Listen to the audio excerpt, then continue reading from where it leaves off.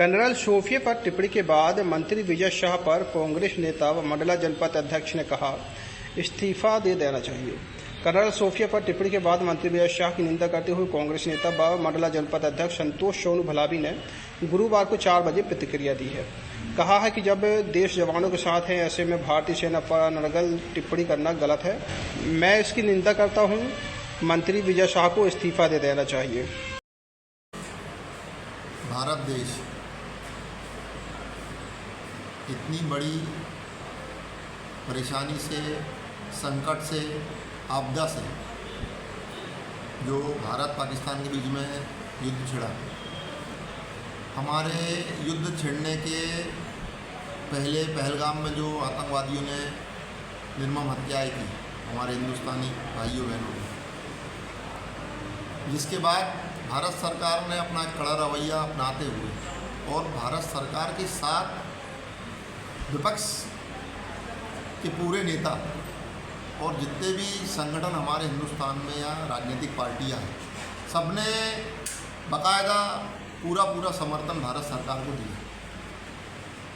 किसी भी बड़े नेता ने या किसी भी राजनीतिक संगठन ने या किसी भी बड़ी पार्टी ने कोई आलोचना नहीं की, कोई टीका टिप्पणी नहीं की। ये सोचने का विषय है, जब देश के अंदर इतनी बड़ी घटना घट जाने के बाद हमारे देश का पड़ोसी देश के साथ एक बड़ा युद्ध छिड़ जाना, जब ये हालात हमारे देश में बने तो हमारे देश की अन्य पार्टियों ने भी अपनी सूझबूझ और विवेक और बुद्धिमत्ता का इस्तेमाल किया और एक हिंदुस्तानी होने का सच्चा परिचय दिया।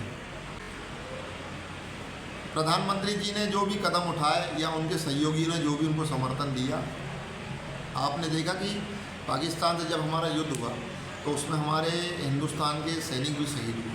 पाकिस्तान में जो आतंकवादी है या वहाँ की जो सरकार है, वहाँ की जो मिलिट्री है, वो तो आतंकवाद को समर्थन करते ही। ये तो पूरा हिंदुस्तान नहीं, पूरी दुनिया जानती है, पूरा विश्व जानता है कि पाकिस्तान एक ऐसा देश है जो कहने को तो बहुत छोटा सा है, हमारे हिंदुस्तान की एक राज्य बराबर है, लेकिन नक्सलवाद वहीं से जन्म लेता है और नक्सलवाद हमेशा कहीं ना कहीं हिंदुस्तान को प्रभावित करता चला आ रहा है एक लंबे समय से, क्योंकि हमारी सीमाएं और उनकी सीमाएं देश की लगी हुई है, मिली हुई है।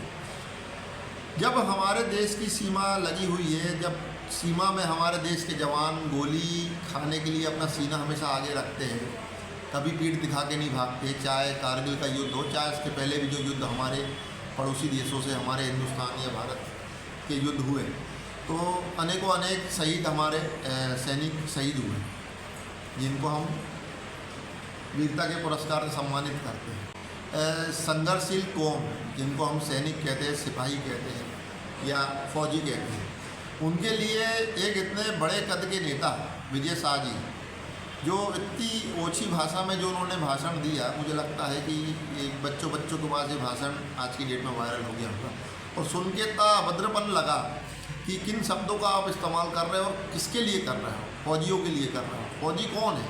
फौजी के बदौलत ही हम अपने देश के अंदर सुरक्षित बैठे हैं। व्यापारी सुरक्षित होकर व्यापार कर रहा है, नौकरी पेशा वाला आदमी सुरक्षित होकर अपने परिवार को छोड़ के नौकरी में जा रहा है। अगर वो फौजी नहीं होते तो क्या हम लोग अपने देश के अंदर सुरक्षित बैठे होते? और मैं आपको इस चैनल के माध्यम से एक चीज़ और बताना चाहूँगा कि फ़ौजी का कोई मजहब नहीं होता है। फ़ौजी का सिर्फ एक ही मजहब है, उसका देश। सोफिया कुरैशी कौन है? आपने उसको मुसलमान में आके सबसे बड़ी गलती करी। वो एक फ़ौजी है, फ़ौजी बेटी है। अपनी जान की बाजी दाव में लगा के उसने इस युद्ध में अपना सहयोग देश के लिए दिया। आप उसके लिए इतने गंदे शब्दों का इस्तेमाल कर रहे हो। आपको तो इस पद में बैठने का अधिकार ही नहीं है, आपको तो खुद इस्तीफा दे देना चाहिए।